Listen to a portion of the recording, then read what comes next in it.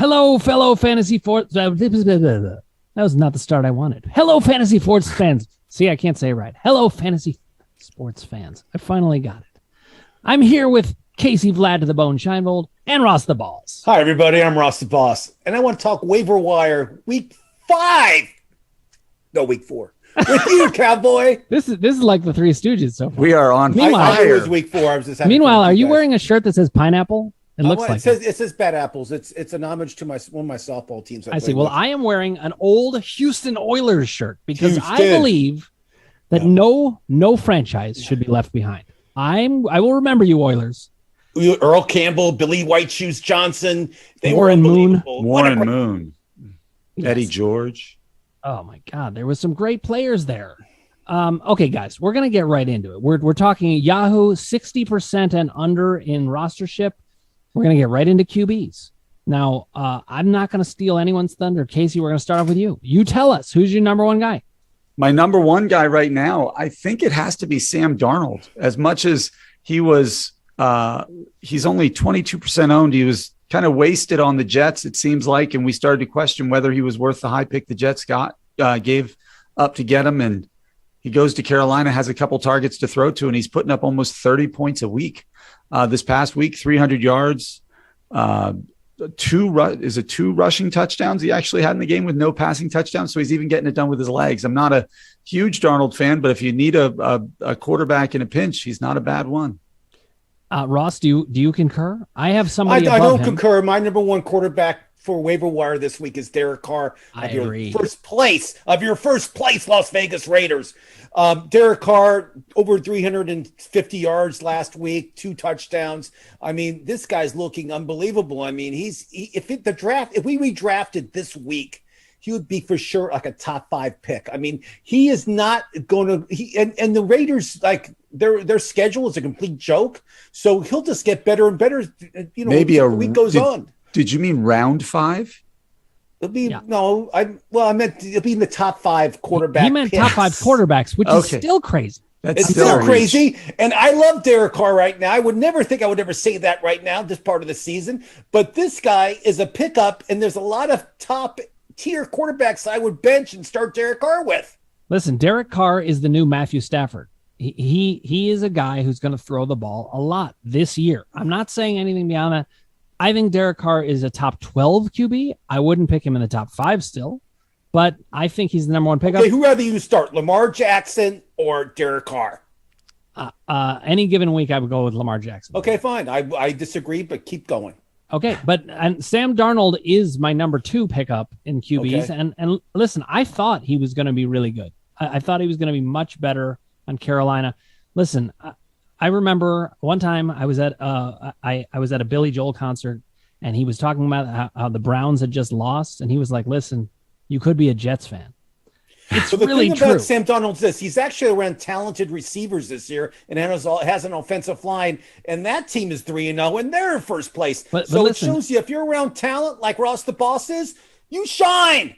Yeah, but also if you're on a franchise that shows you over and over and over the quarterback failing, it's hard to break through. Look at what happened to Justin Fields. I mean, some of that was game script and the coach not adjusting for the way that he plays. But still, it's hard to come in and be a Bears quarterback. They have not had a good quarterback for 60 years, a franchise quarterback. They've had good quarterbacks. Jim McMahon was good. He had 68 yards and he had like 12 yards rushing. It was a horrible day for him. I think Jim McMahon could have gotten that this week.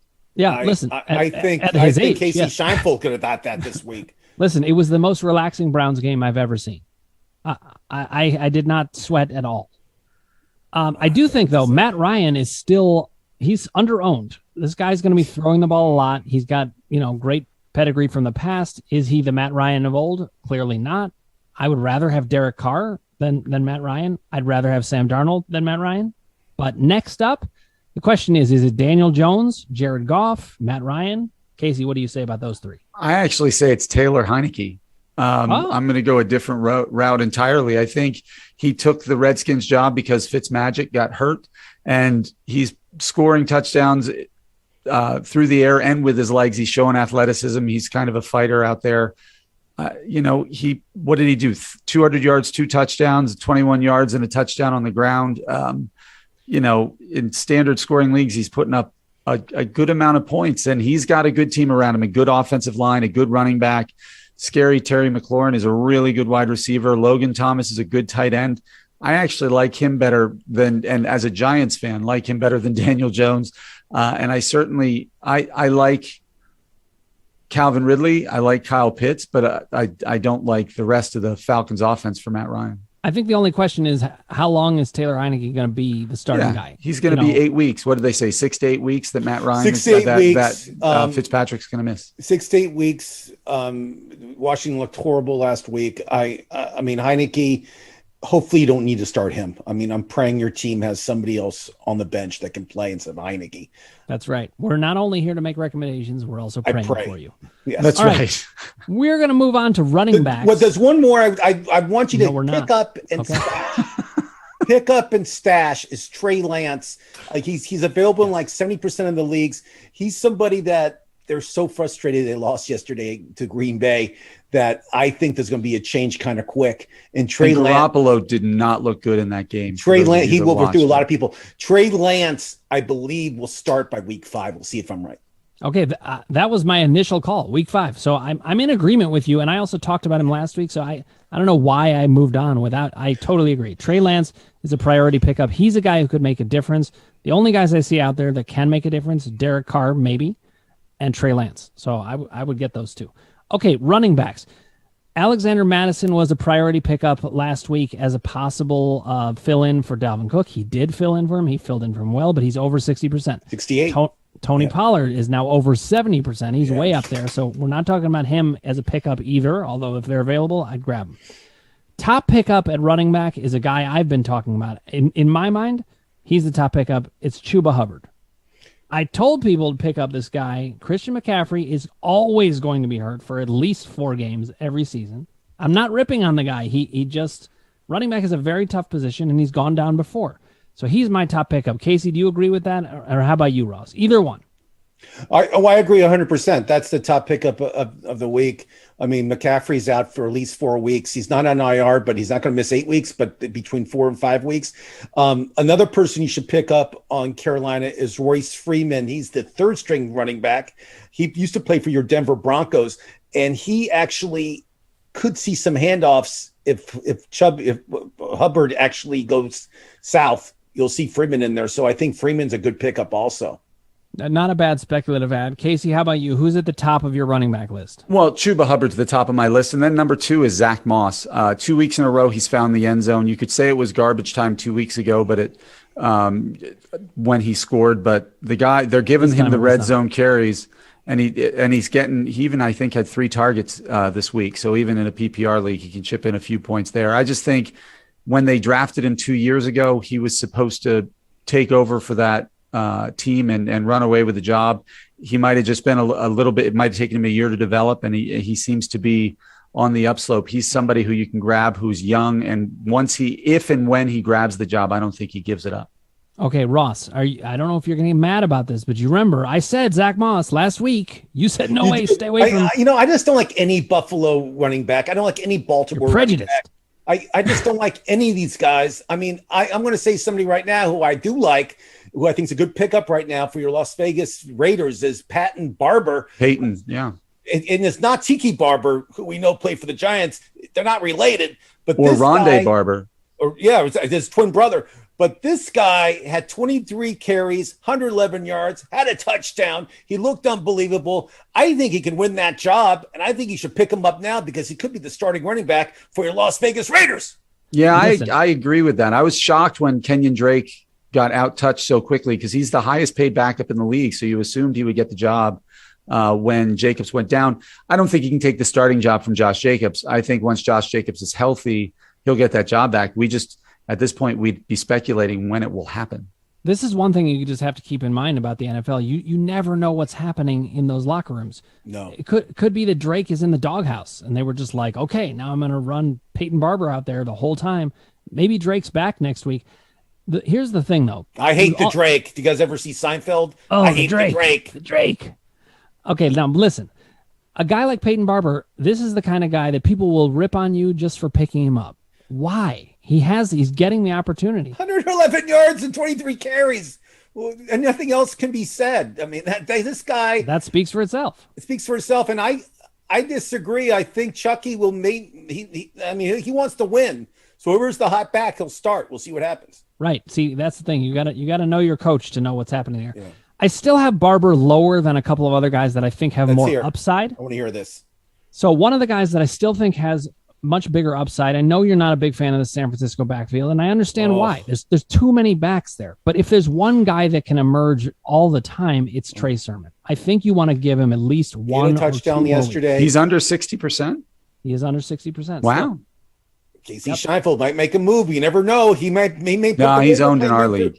But again, I hate the 49ers just because their media department does not give us any information at all. Every week, they're so quiet on injuries, so quiet on who's playing. I'm sick of it. You're sick of it. Let's just ban all the 49ers in fantasy football starting today. All right, listen, I have to make a correction. I always call if I make a mistake. Trey Sermon is actually over 60% off. That's what I What? You're never wrong, Dr. However, Ratner. Thank you. You know what? Anyways, I might like Kenneth Gainwell more anyway. Yeah, I was going to mention Kenneth Gainwell too. He's a similar type of back, but he has a more carved out role. He's still on a very good team because the Eagles are definitely on the upswing. Kudos to you, Ross, for calling it. I think Gainwell could really listen. If what's his name? Miles Sanders. Miles Sanders. If Sanders goes down, Gainwell becomes a major priority at it. Yeah. I think you want to pounce on that. He didn't have that many handoffs last week. I watched him. I studied him. I watched film on him. It just doesn't get the opportunity like other backs do, like Pollards and people like that. But again, if Sanders goes down, which he did last year, it's a great pickup. Well, let me also say this, though. I mean, his opportunities could increase as the year goes. You got to remember he's a rookie. Oh, yeah. So, yeah, I also like Michael Carter in on the Jets. He's again, that's a horrible team. So I'm not saying add him and plug him into your lineup. That's more of an add and hope he sort of works into owning the job, becoming the number one or being more productive. But he's got the talent for it. He was a stud at North Carolina. He certainly doesn't have a lot of competition around him in that backfield in New York. So he's somebody who I would speculatively add and put at the bottom of my bench, hoping he gains value as the season progresses. I agree. This may not be a popular viewpoint, but I would rather own Michael Carter than Peyton Barber. Peyton Barber could flame out very quickly.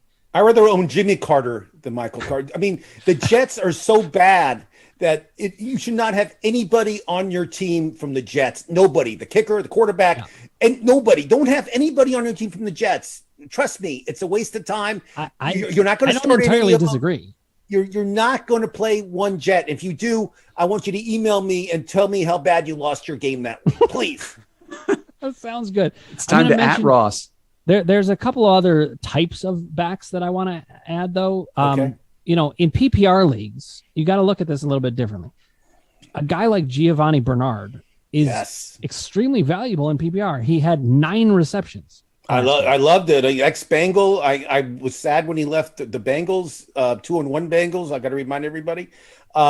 But yeah, you're 100% right. He plays in a great offense with this guy named Tom Brady. Did I say it right, Dan? Tom Brady. Yes, I think that's well done. And he scored a touchdown yesterday. It was a kind of a trash thing, but it didn't matter. But Bernard in the fourth quarter, he's their starter. He plays the whole fourth quarter. He's great.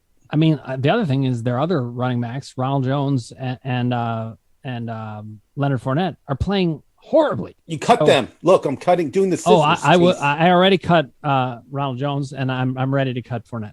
Okay, good. If you want to own a back in Tampa Bay, it seriously is Bernard. I don't think that's a great own, but Casey and I agree with you 100%. I'm not denying that one. Then there are the running backs that are kind of the Alexander Madisons of this week. Who are some guys that you can add? Who are these people? Okay, so who are the people that you could add that are just guys that could instantly become valuable? I'll throw out one, and then you guys. I got one for you. Well, I don't want to steal your thunder. You go first. Me? Yeah, you. New Orleans, Tony Jones. That's why I didn't take it. He was your guy. I love Tony Jones. I loved him when they drafted him. This rookie is the real deal. Kamara. I hope he doesn't go down, but if he does, Kamara, I hope he's. I don't wish any ill on anybody. But Tony Jones is a really, really good, and I hope he gets an opportunity very soon, at least to show some of his work during a game, because this guy can run. I think he's your number one, like Alexander Madison, Chuba Hubbard kind of guy at this point, because the others are owned. So grab Tony Jones, definitely. Casey, who do you have on that list? I was going to name Tony Jones, sorry. But I'm going to go back to somebody I named last week, and that's J.D. McKissick. Antonio Gibson in Washington with the football team has not been great this year. He was hurt for a bit last year. We don't know a tremendous amount but McKissick is a touchdown vulture. And if something happens to Gibson, is somebody who can be, it looks like a 3-down back, because he catches the ball for them too. So that would be another name I would put on that list. And Coach Rivera loves McKissick, and you're 100% right there. I mean, it's not a bad person to start during a bye week or something if one of your backs aren't playing. I agree. That's a great pickup. And Coach Rivera loves playing him and getting him the ball. All right, let's move on to wide receivers. I consider this to be the part of the waiver wire where I might become physically ill, because there's just not that many great pickups. I bear to differ, but keep going. Oh, interesting. Okay, well, listen, I think, look, there's always quarterbacks to pick up, but it's the running back that's where the meat of things that are getting picked up. Some weeks there are some great wide receivers. I'm not feeling this week that much. It's okay. I've had worse, but Casey, who do you start with? I start with, in Buffalo, Emmanuel Sanders. He seems to be a trusted target. The defenses are keying on Stephon Diggs, which means somebody else has to step up. This past week, he had 94 yards on 5 receptions, 2 of which were touchdowns. I thought he was at 94 receptions. 94 yards on 5 receptions for 2 touchdowns. He's going to be a viable number 2 receiver in an offense that is capable of putting up a lot of points. They're developing a running game, as we talked about with Zach Moss. You got Singletary back there as well. If they can spread out the field, they can get some really favorable matchups, and that's an offense that can support more than one fantasy weapon. And I think Emmanuel Sanders could be that guy. I'm just going to counter. I'm not saying you're wrong, but I just want to say Josh Allen accounted for 5 touchdowns. I don't think that's always going to happen. So something to think about. There's just a lot of spread there. I don't have him high on my list for that reason. There's just too many other people. Like Jacoby Myers, for example. I'm not in love with him, but he has more of a target share, generally speaking. So I'd rather go for him. He had 14 targets yesterday. 14, Jacoby Myers, and 94 yards. That's not too bad. I think he's Jones's favorite target right now. So, Ross, would he be your number 1 wide receiver pickup? I don't really have a number 1. I have like 5 guys that are all like fighting for position. Well, let's hear it. So I like Tim Patrick. He had 5 receptions, 90-something yards. I mean, Denver, Bridgewater is 3-0. He's throwing the ball. He likes Tim Patrick. He'll be starting there for a few more weeks, so pick him up. Hunter Renfrow for Vegas. Yes. I mean, this guy, 77 yards, 1 touchdown. Derek Carr has to throw the ball to somebody. It's him or Ruggs. So Renfrow, great pickup if you can get him. Christian Kirk, I mentioned him before. I mean, this guy, 104 yards, 7 receptions yesterday. And Murray loves Christian Kirk. They're good friends. They were roommates at one time. Great pickup. AJ Green, the same team. He had 112 yards yesterday. Another good pickup. I mean, Hopkins, the thing about Hopkins was this yesterday, and you should know this as a fantasy player, he did not practice all week. And when a player isn't practice all week, it means that they're a decoy. Do you know what a decoy is, Casey Scheinfold? I know what you know what a decoy is. So basically, they were not going to throw the ball to Hopkins at all. If I had him on any of my teams, I would not start him. So basically, Green, all these other guys were going to get the ball, and basically Hopkins was not going to do well, which he didn't at all yesterday. And I knew it. And again, you mentioned him, Jacoby Myers, great pickup right now. I feel the New England is going to start passing the ball more and more when they trust Mac Jones more and more. So you'll see a lot of passing, especially this Monday night, Tampa Bay versus New England. Brady coming back home. Who's excited about it? Raise your hand. No one raised. I am, but I think I disagree with your AJ Green. I think he's he's a run through receiver who will get hurt here in the next couple of weeks and be irrelevant a couple of weeks after that. I think. How dare you? He's an ex-Bengal at the University of Georgia. How dare you? I'm not denying he was a stud 10 years ago. I'm denying. What I'm saying is we're looking at the waiver wire now. I think Hunter Renfrow of that group is the strongest one you named. I think he's kind of that Wes Welker type, that Julian Edelman type, and who just is always finding ways to get open and has reliable hands. And I think if we believe in Derek Carr, which it sounds like we all do, he's going to need that reliable set of hands to get possessions, even if he's not going to be a touchdown machine. He found the end zone this week, but it's not something he's known for. But if he can get you 7-8 receptions and 70 or 80 yards every week, that's 14, 15 points. And that's a pretty good wide receiver 2 or 3 on almost any fantasy team if it's a 12 or 14 team league. The other guy, if you want to go really deep, we talked about Jacoby Myers on the New England Patriots. What about Kendrick Bourne? This past week, 6 receptions, 96 yards, a touchdown. Mac Jones is looking for reliable receivers he can trust. I'm not saying it's a guy I trust yet that I would add and plug into my lineup. But if we're looking for wide receivers, because, well, let's be honest, Mac Jones needs some wide receivers, that would be somebody I would want to be keeping an eye on over the next week or two. Is he any relation to Jason Bourne, or they're not related? This is a Bourne Identity movie. Well, I think so too. I asked him that question and he told me he couldn't answer that. There you go. This is one of the strangest conversations that never actually happened. But I will say this. Listen, somebody's going to take those targets that were Nelson Aguilar's for the Las Vegas Raiders. I agree. I think Hunter Renfrow is a great pickup. I also think Henry Ruggs is a great pickup. Those two guys are going to be very useful wide receivers. I will say this is just a very small aside, but Hunter Renfrow is also a baseball player for the Red Sox. A very good right fielder. If he had hit a 2-run homer last week, I would be in the finals of our baseball league. But he didn't, so I won't pick up Hunter Renfrow in either league. That's my rant. Ross, you had a rant before. Do you want to go to your rant? Keep going. I'm good. I'm good. You just loved mine so much. You were like, how do you top that one? That was great. Did you say Hunter Dozier? No, I would never pick him up. That was a horrible pickup. A couple other guys to mention, though, wide receivers. KJ Osborne, I know he had a dud of a week last week. I know he's third in their pecking order, but he's been putting up some good numbers. I think he's worth the speculative ad at the back end. The guys like Zach Pascal are like that too. Did you guys see Josh Gordon sign? Kansas City Chiefs. Josh Gordon signed with the Chiefs. Hopefully, he can keep his head on straight and not do stupid things. But that's I don't think I'm going to be in the Josh Gordon business at all. I don't think I'll put any waiver wires, anything on him. But I'm rooting for the kid. I don't want anybody to be ill. I don't want anybody to have to go back and be suspended again for stupid things. But I'm kind of rooting for him. I want him to do well, even though I don't like Kansas City, who is 1-2, who is in last place in their division, who everybody picked to win the Super Bowl. And Ross the Boss said Kansas City's overrated. They'll be lucky to make the playoffs. I didn't even have them in the Super Bowl. I didn't even have them making the playoffs. I just feel that they're so like they think they already won the Super Bowl before the season starts, and there's such a target on their back. I don't think they'll make the playoffs. I say there's going to be turmoil in Kansas City by the end of the season, and we'll see a lot of stuff go on. You heard it from me first, Ross the Boss. Listen, the Chiefs, given that they are 1-2 and basically should have lost to the Browns, they could be 0-3 right now, and they look like a team that has a lot of vulnerability. I'm going to mention one other guy at wide receiver / running back. Oh, Casey, You got one? Go ahead. I got one too, and this is a speculative ad.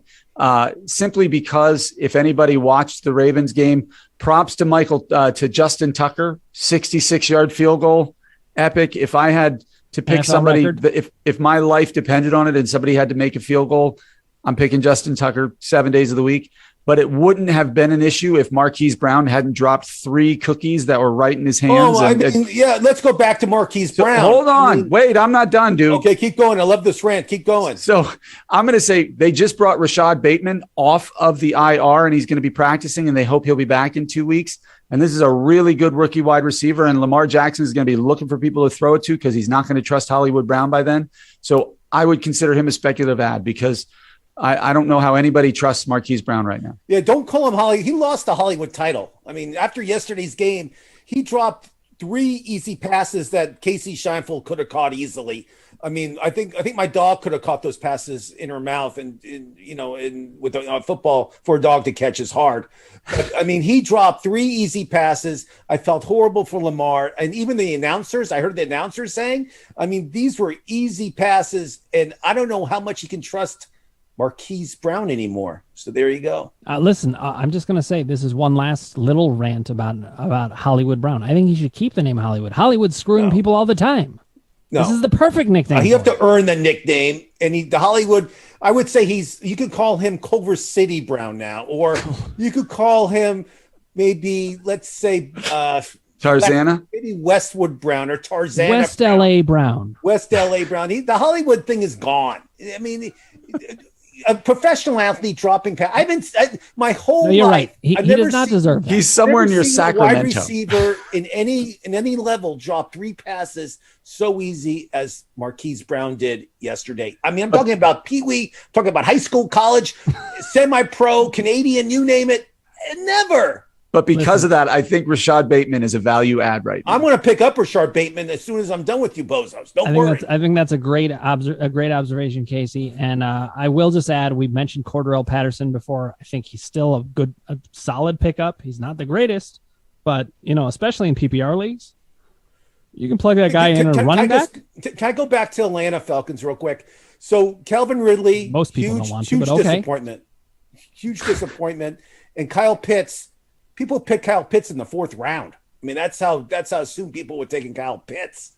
But I mean, these guys are both huge disappointments. So if you want to trade for one of these guys, right now is the time to do it. If you feel they'll bring it back maybe later in the season, because right now these guys are worthless. Trust me. It's true. Although, do you ever have those times where you're like, "Ooh, this is a good guy to trade for," or maybe I should be trading him because he's terrible?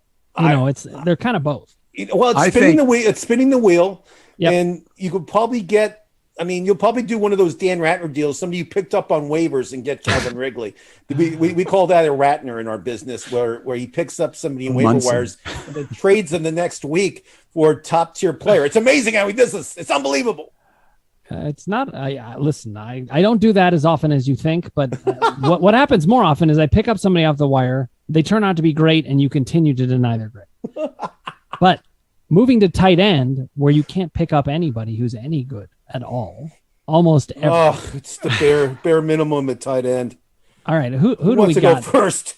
I'll go first. I'll give you 2 names. Ahead, Casey Schoenfeld. Just because somebody needs to. I'm going to go with Tyler Conklin in Minnesota, who had 70 yards and a touchdown this weekend, which is obviously very respectful for a tight end. Irv Smith, I believe, is hurt is he out the whole year? He's out for the year. He's out for a while. Yeah, so there's a lot of targets for the tight end there.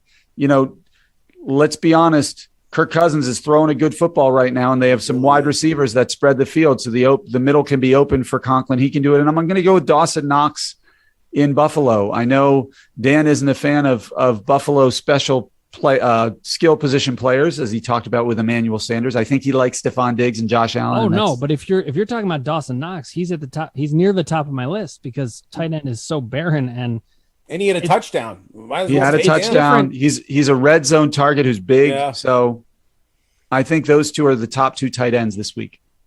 I think those are good picks. Ross, what about you? I can show you my card. I had the same exact thing Casey said. Knox had a 46 yards and a touchdown. And I also have somebody else. I have the everybody dropped this guy after week 1. I mean, he was like, you got to drop Mike Grzinski. Is that how you say his name? Mike Gesicki. Everybody has to drop Mike Gesicki. Had a horrible game, and he was the most dropped guy in the first week. I don't know if you guys remember this. Yeah, I tried to drop him twice. He had 13 targets. He had 13 targets yesterday. He just kept grabbing onto me. He had 13 targets and 86 yards yesterday. And again, I know it wasn't Tua's quarterback, but it doesn't matter. Tua's out for a while. I mean, he's not coming back next week. And this guy, Jacoby, who took his place, loves Gesicki. So I think Gesicki is a good pickup at tight end right now, as long as Tua's not playing. It's a good call. I can see while he's playing with Jacoby Brissett, I think he could get a lot of targets because when a quarterback's relying on a guy like that, he's probably going to keep doing it. I did have Gesicki, and I cut him after a 0 point. I would have done the same thing, Dr. Dan Ratner. He needed to go just on principle. But and how do you feel about your Cleveland Browns, Austin Hooper? Well, Austin Hooper is over 60% owned, I believe. No, he's 49% owned. Oh, he is? Okay. 49% owned. Well, I like Hooper. I would prefer. I mean, to me, Dawson Knox is not very different than Hooper, except that Dawson Knox doesn't have such a target share actually at tight end. So, I mean, the Browns have 3 tight ends they throw to. So you're not going to get a lot of value from those. I mean, guys, in all seriousness, with the tight ends, it's a crapshoot unless you got Kelsey, unless you got Waller, and then maybe even Andrews and maybe Hawkinson. But I mean, after that, that's a huge drop. But it's a good point. Even Hawkinson, TJ Hawkinson dud last week. Yeah, again, I mean, exactly. So, I mean, you'll always find Kyle Pitt's supposed to be his upcoming great star. He's not doing anything this year. Hey, Dynasty League, he's worth the pick. But you're right. This year, he hasn't been proving it. Yeah. But you'll always find the likes of a Gerald Everett in Seattle or a Jared Cook in Los Angeles who will have a good game eventually and find the end zone occasionally. But tight end is just a really hard place to find consistent fantasy production. It is. I mean, Higbee was good yesterday for the Rams. I mean, again, but the week before he was horrible. So again, it's hard to find unless you got one of the top tier guys, then you're fine. But if not, you're scrambling around. Trust me. Yeah, and at that point, I just want to attach my tight end to somebody who doesn't have a target share. Like I think Austin Hooper has too much of a target share, although they throw to him often enough. He's probably equal with these guys. I'd rather attach a guy to a good quarterback. So Dawson Knox is with Josh Allen. Tyler Conklin is with Kirk Cousins. Gerald Everett is with Russell Wilson. I'd rather take my chances on that. You could pick up Mike Gesicki, but he's going to be playing with a terrible quarterback, and he's not necessarily better than these guys. Guys, let's move on to defense. Who are your streamers to start? There's one out there that I kind of shocked that it's out there. Like, it's such a good pickup, I think. Defense is going to be a crapshoot anyway, but you give it a try. My top pickup is New Orleans. Sorry, Case. They're playing the Giants. They're playing at home. Daniel Jones is a bit of a turnover machine. And the Saints are just a really good team. And Shepard and Slayton both left the game last week with hamstring issues. Right. So their wide receiving core is depleted. Yep. So who do you guys have as your top defensive pickup? Mine is the Saints. There are matchups like anybody playing the Jets is exciting to pick up. Ross, I'm going to say it, but I want you to talk about it. My top streaming defense is the Cincinnati Bengals. Yeah, I had them number 2. Cincinnati, they're at home against Jacksonville. Lawrence is going to throw interceptions. He's thrown at least 2 every game. 2 every game. The Bengals defense came into the season like one of the worst defense in the league, but they really stepped up. I don't know if anybody watched the Pittsburgh game. They looked unbelievable. I know they're playing Roethlisberger, but still they're Pittsburgh's a good, well-coached team, and I feel the Bengals against Jacksonville is a good start. And Casey, the other team I like is the Tennessee Titans are playing the Jets. Anytime you can play the Jets, even though Tennessee's defense is horrible. I mean, they give up a lot of yards, but it doesn't matter. They'll figure a way to get interceptions and score. I bet they have at least one scoring touchdown next week.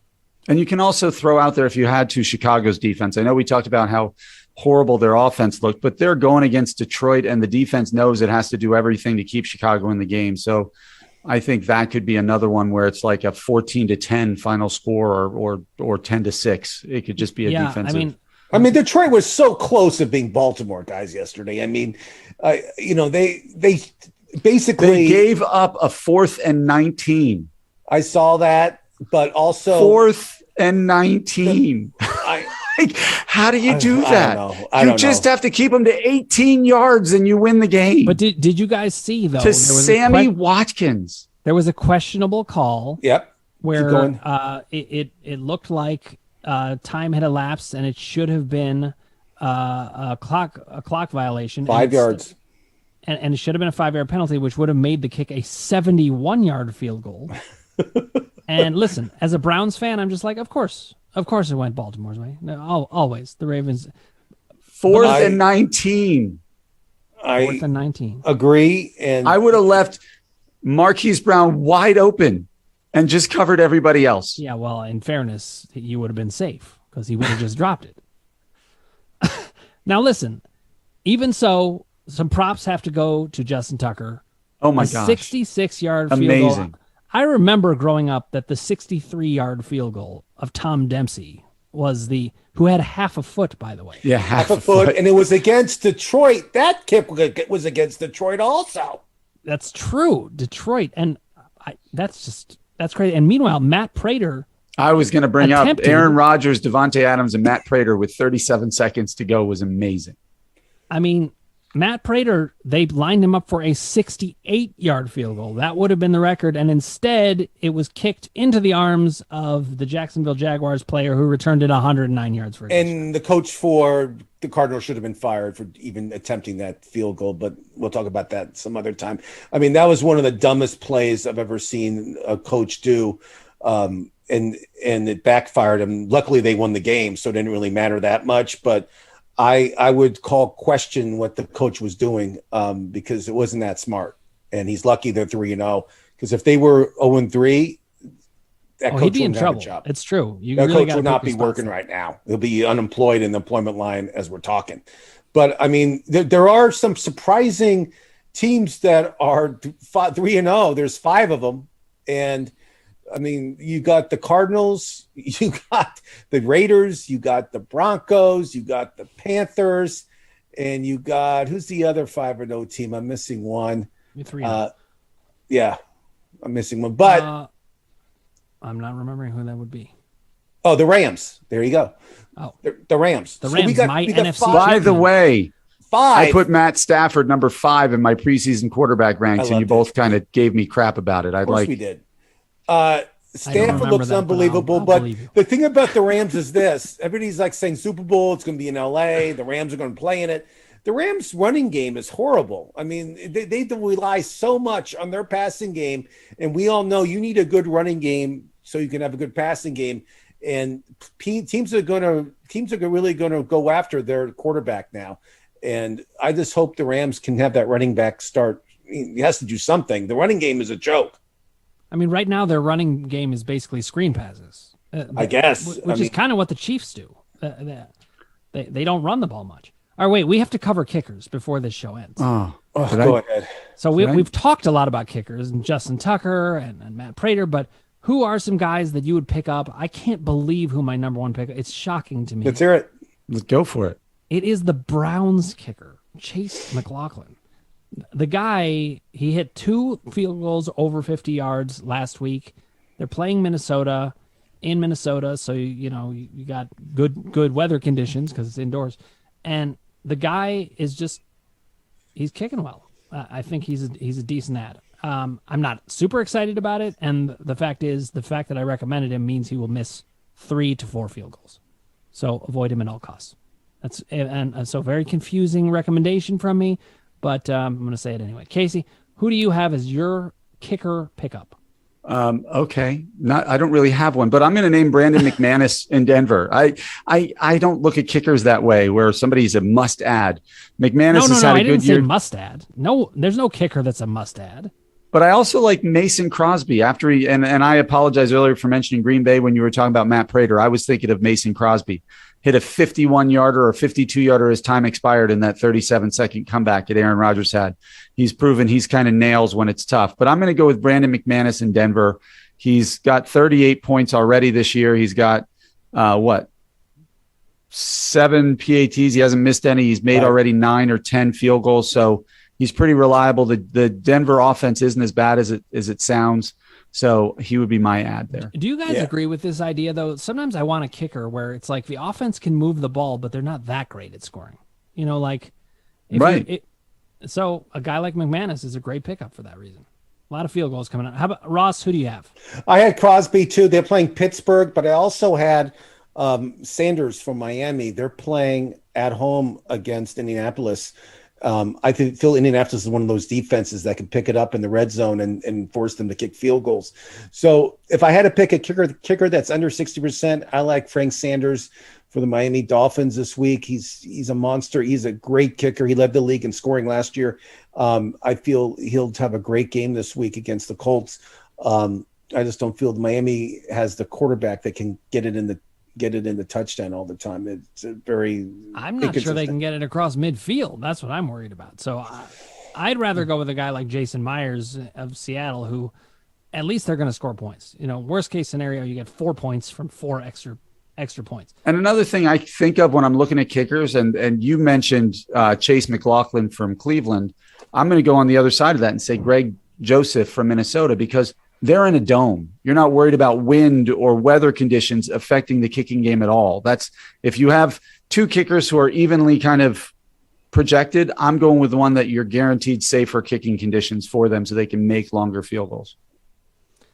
Great calls, guys. We have a little bit of time left. And so what we're going to do now is turn to a couple players we think that you might want to trade for. Now, we talked about George Kittle. He's still underperforming. Go ahead, Casey. Who do you have? Jonathan Taylor. He hasn't found the end zone yet in Indianapolis. The Colts have been pretty abysmal on offense, and so I'm assuming those owners probably drafted him with the top 8-9 pick and are really frustrated. But Jonathan Taylor still is in the top 5 in red zone touches, and we know he's going to find the end zone eventually, and it could happen in bunches. And so he would be my top trade target this week. I love it. Also, he's a running back who catches passes. So, and if you're in a PPR league, he becomes even more. And Nyheim Hines is really sexy. So a lot of people are high on him, which brings Taylor's value down even more. But I think by the end of the season, you're going to see the Jonathan Taylor that made him a top 10 pick. Ross, what about you? Who would be the guy that you'd go out and trade for? I mean, I think Kittle is a good idea. I think he'll pick it up. He's not going to have a horrible season. He'll have some good yards. I still think Calvin Ridley, I mean, he's not doing anything fantasy-wise. And this guy supposed to be a top 5 receiver at the beginning of the year. He was a second round or late first round pick. Yeah. I think he'll pick it up. I feel that he'll do better. Antonio Gibson of Washington, I feel is going to pick it up also. He's been a huge disappointment this year fantasy-wise. Washington they have to pick it up and they have to start scoring touchdowns. I think Gibson will be the guy. I think you could get him really cheap right now. There's a lot of running backs out there that are not performing like they should be. I mean, Gibson, Kamara is another guy who I feel is not performing. He was a second pick in the draft in a lot of leagues. Yep.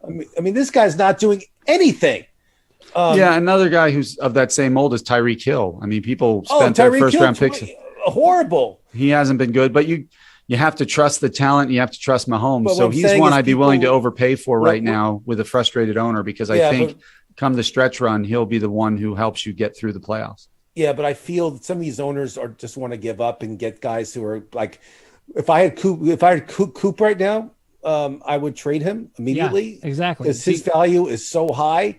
And you can get so much for him. I bet if you had Coop, I bet you can get a Tyreek Hill. I bet you can get a top tier wide receiver for him, right? Devontae Adams. I bet people would trade Coop straight up for. You talking about Cooper Kupp? Cooper Kupp, yeah, I always mix it up. The question is though, why would people do it? It's like if you're trading wide receiver for wide receiver, they love to get the guy that's the it player right now. That's how a lot of fantasy people look at. Oh, this guy Cooper Kupp, he's going to keep it up. He's going to do the same thing every week. He's not going to do the same thing every week. Reality sets in very soon, and he's not one of these players. I don't know. He's been pretty good with Jared Goff for years. You give him a really good quarterback. Look what he does. That's why you trade him now, and you can get some really high value. I would trade Calvin Ridley for Cooper. I have him on one of my teams. I'll trade him for Cooper Kupp right now. Well, put the offer and I'll do it. But here's the thing. I mean, and this is an important point. Like if you've got a guy like Cooper Kupp, he has 5 touchdowns already and over 300 yards or something like that. You sell him. There's no way he's keeping up that pace. There's no way. I completely agree with you, Ross. Casey, who's another guy that you would sell? That I would sell? That's playing out of his mind right now? So somebody that has some value. You can't sell some guy that's not playing well. You got to sell somebody that has some value and has some sexiness to him. Go, Case, go! Oh, my goodness. Jalen Hurts. Okay, I could see it. That's. He struggled. I don't know how he's doing tonight. We're live now, and I'm not watching the game, so I don't know if anybody wants to give an update. He has like 56 yards, no touchdowns, and interception. But I think his first game against Atlanta was against Atlanta. The only team that ever makes Atlanta look good are the New York Giants on defense, and so what he did was not terribly earth-shattering. He goes against San Francisco and lays an egg, but for some reason, people still believe in him. So he's somebody I would try to sell while there's value there, because I don't know. I don't have a lot of faith in him. I'll tell you somebody that I do have faith in that I wish I drafted is Kyrie Murray. I mean, I feel this guy's the real deal. Kyler, I feel this guy's the real deal, and I just think he's going to get better and better since the season goes. I mean, this guy is unbelievable. I mean, if I could pick he's my number one quarterback right now, easily. Okay, I got to ask you, Casey, because you had Stafford number 5. Is he a guy that you would sell at this point? He is the number one. No, I think he's legit. I wouldn't sell him unless I'd be getting a like first or second round value player for him at this point. I think if you're in the one league we're in values passing yards a lot more than it values rushing yards. And so you noticed that after week 1 with Baker Mayfield's week versus Lamar Jackson's week. And so Matt Stafford, when you have Woods and Higbee and Cooper Kupp, and you throw out whether it's Sonny Michel or Darrell Henderson, I think he's going to get you 260 to 300 plus yards every week with 2 to 3 touchdowns and throw in the occasional pick. I think that guy's like, if he wasn't on Detroit for the first 10 years of his career, I think we're talking about a Hall of Fame type of talent. All right, guys, great job on the show. We hope we've helped you with your week 4. The upcoming week is week 4 pickups. This is the 3rd week of Waiver Wire. I know it's confusing. Hang with us. Well, it'll always be that same way. We're going to be here again Mondays, 8:30 p.m. Eastern, 5:30 Pacific. We're here every week for you to tell you who to pick up. And then if you want to put it in the comments, click subscribe, ring the bell for notifications, hit like if you like what you're hearing. But put it in the comments, and you can tell us, where do we mess up? And where did we save your ass? We're going to do it every week. Great talking to you guys. We'll see you next week.